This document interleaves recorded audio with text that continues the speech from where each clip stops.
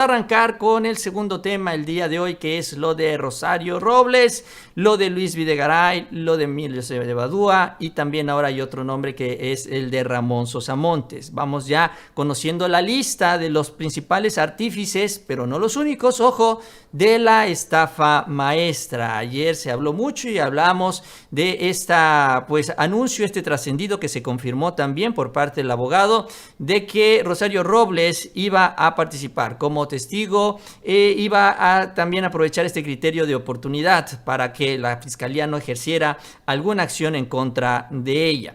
Lo que se revela el día de hoy es cada vez más información de la declaración del propio Emilio Cebadúa, que es lo que también terminó inclinando a Rosario Robles a tomar esta decisión, porque ella sentía que con lo que tenía la fiscalía antes de estas declaraciones no iba a ser suficiente para tenerla tras las rejas. Cuando se dio cuenta que ya estaba completamente empinada, ahí sí ya decidió doblar las manos, y todas estas cartas que escribió ella, dice, muy valiente, en donde aseguraba no iba a buscar un acuerdo, pues decidió deshacerse de ellas, decidió romperlas y buscar ya el criterio de oportunidad, porque las declaraciones también de Cebadúa son muy contundentes, y en el caso de ellos dos sí hay una relación jefe-trabajador, porque Cebadúa dependía directamente de Rosario Robles, era su brazo derecho, señalando en estas declaraciones que cada semana se planeaba cómo se iban a sacar estos miles de millones de pesos del gobierno federal.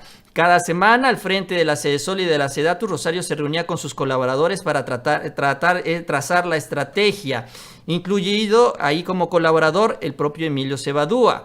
El ex jefe de la oficina también, Ramón Sosa Montes, como él era el encargado de contactar a los rectores de las universidades públicas a través de las cuales se realizaban estas subcontrataciones. Así que ya tenemos este otro nombre, Ramón Sosa Montes, que ya se había mencionado, pero ahora ya lo tenemos muy claramente ubicado en el tablero. Cebadúa indicó que los rectores o directivos se les indicaba que conseguirían contratos con la Sedatu y la Sedesol, y a qué empresas y por qué montos debían subcontratar. Vaya, les daban todo el marco de acción. Dichas negociaciones marcaban la ruta del dinero que se iba a seguir, así como los tiempos de entrega. Generalmente definían de acuerdo a las necesidades de la agenda de la propia Rosario para cumplir con las actividades político-electorales y proselitistas que ella estaba encabezando.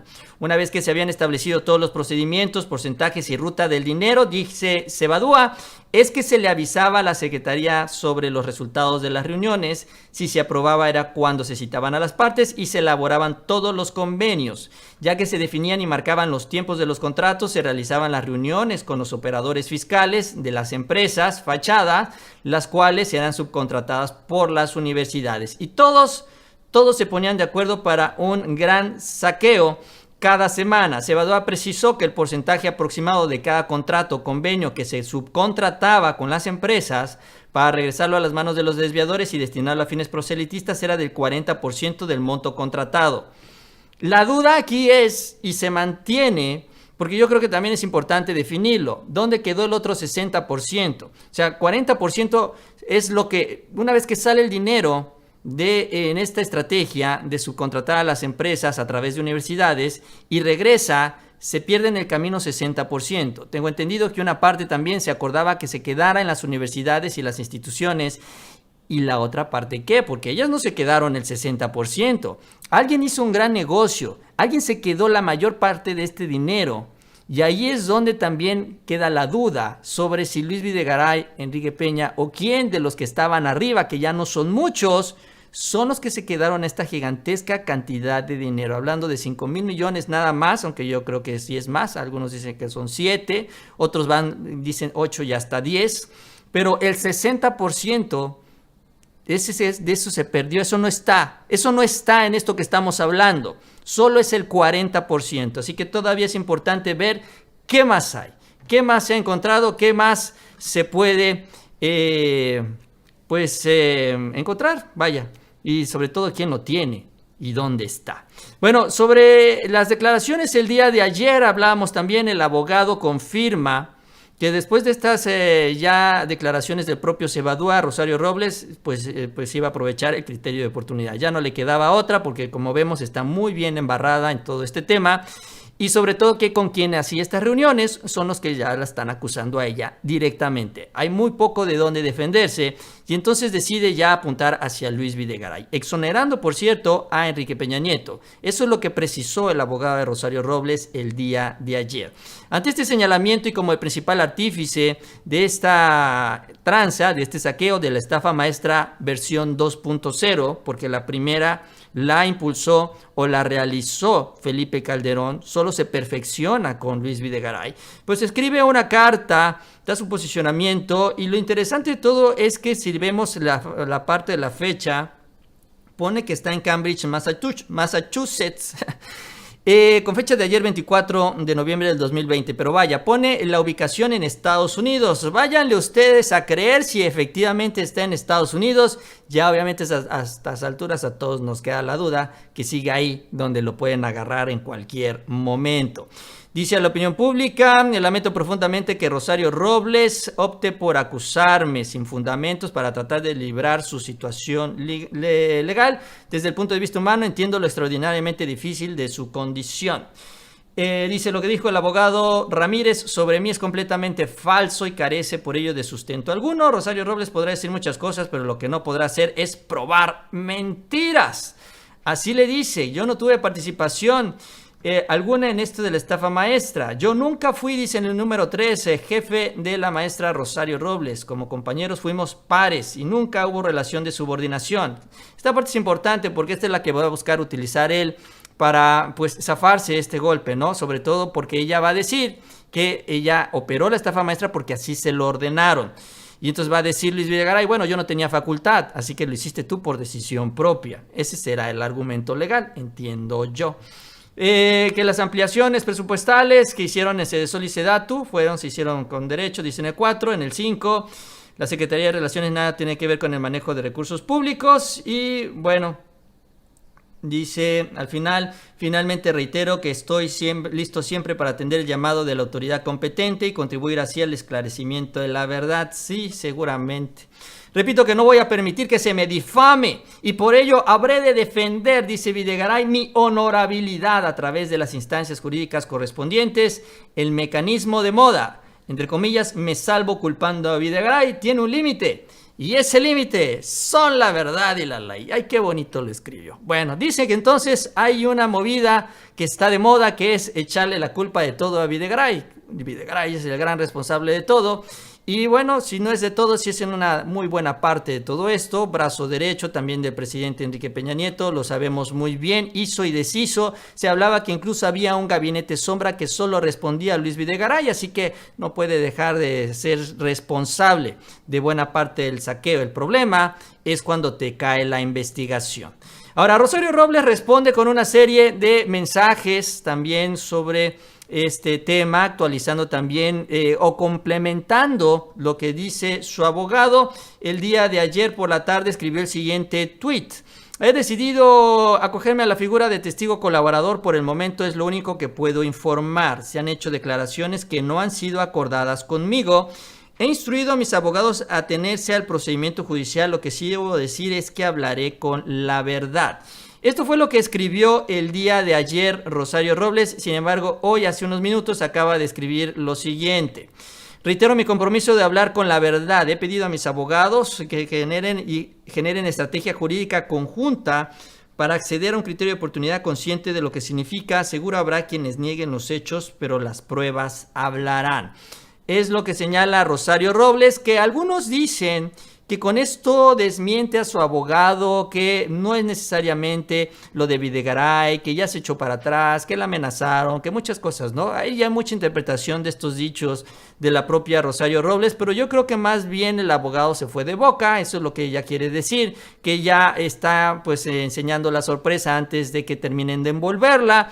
Y entonces, pues por eso pidió esta mesura, sobre todo porque con esto a Videgaray se le alerta de una serie de acciones en su contra, y si tenía la duda y todavía sigue en Estados Unidos. Obviamente ya el día de ayer desapareció completamente. Sin embargo, él ya tenía una serie de información y tenía los famosos pitazos. Y aquí la preocupación es esta: ¿cómo es que siguen llegando tantos datos a estos grupos?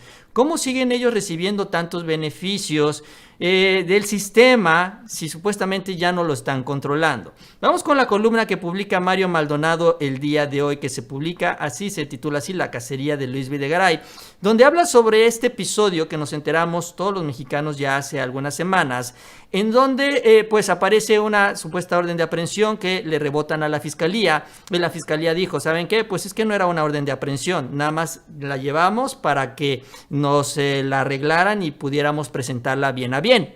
¿Se acuerdan de esa parte? Que pues se justificó la fiscalía, a pesar de que el presidente incluso pues admitió que se la habían rebotado. Vaya, una confusión total. Sin embargo, relacionado a este episodio, también hay una historia que es muy interesante, porque todo esto se registra más o menos por las fechas en las que se casó su hermano Eduardo Videgaray, quien, bueno, obviamente, pues para él era una fecha importante. Y miren cómo está esta historia. Dice: la versión oficial de la fiscalía a cargo de Hertz fue que tras presentar la solicitud del 26 de octubre se desistió de la misma, luego de que el juez le pidiera más información.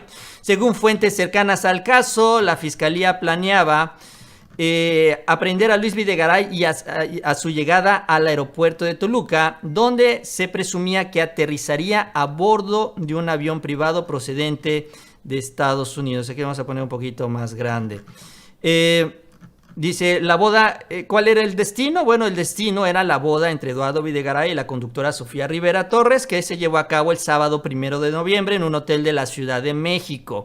A pesar de que ambos son figuras públicas, el evento se mantuvo en secreto, dice Mario Maldonado. Sin embargo, de acuerdo con las fuentes consultadas, la fiscalía tenía conocimiento de los detalles y fue por ello que solicitó la orden de aprehensión de forma express, es decir, sin el debido cuidado para integrar correctamente estas pruebas, que efectivamente, por una cosa o por la otra, el caso es que no se obtuvo la orden de aprehensión. Ya ahí están las explicaciones de Hertz, ya también le está la información que reveló, le llegó al presidente, donde pues a él entendió que se la habían rebotado, pero lo que sea, lo que ustedes quieran creer de toda esta historia, el hecho es que se le rebotó. Finalmente no se dio la orden de aprehensión. Y bueno, dice: a la fiscalía no le quedó de otra más que desistirse y dejar abierta la posibilidad de realizar una nueva solicitud una vez que los elementos para solicitar la orden de aprehensión y la eventual ficha roja de Interpol estén plenamente bien integrados. Es lo que revela Mario Maldonado. Y termina con esto: la unidad de inteligencia financiera aún no tiene rastros de transferencias a cuentas relacionadas con Luis Videgaray o su familia, que esto también es interesante, ¿no? Entonces tenemos la historia, que es la que se filtra sobre la estrategia que estaba planeando Alejandro Hertz para detener a Luis Videgaray, a su llegada a la Ciudad de México para la boda de su hermano. Pues no se sabe, y no lo sé, la verdad es que eso no se ha alcanzado a trascender y no he visto por ningún lado información de que Luis Videgaray haya estado en la boda en la Ciudad de México y que se haya perdido la oportunidad, o simple y sencillamente también le dieron el pitazo y ya no llegó a la boda, ¿no? Ya no estuvo, pero pues ya todo esto estaba programándose o planeándose para la detención del exsecretario de Hacienda, pero pues finalmente no se pudo lograr. Lo que ya sabemos es que esta orden de aprehensión también se basa en la acusación de traición a la patria, que es algo que ya también se va a ir sumando a lo que se presente en el marco de la estafa maestra. Son dos cosas distintas, pero que eventualmente abren la puerta, la acusación de traición a la patria obviamente, para la investigación en contra de Enrique Peña Nieto. Porque hay que recordar que a los presidentes en funciones solo se les puede acusar justamente de esto. Y así es como va el caso de Rosario Robles y cómo va el asunto también de Emilio Cebadúa, de Luis Videgaray y todo esto que está ocurriendo alrededor de esta investigación. Y a reserva de que tengamos más datos, ahí vamos a hacer ahorita este primer corte. Yo cierro este bloque y les invito a que continúen conmigo en esta transmisión.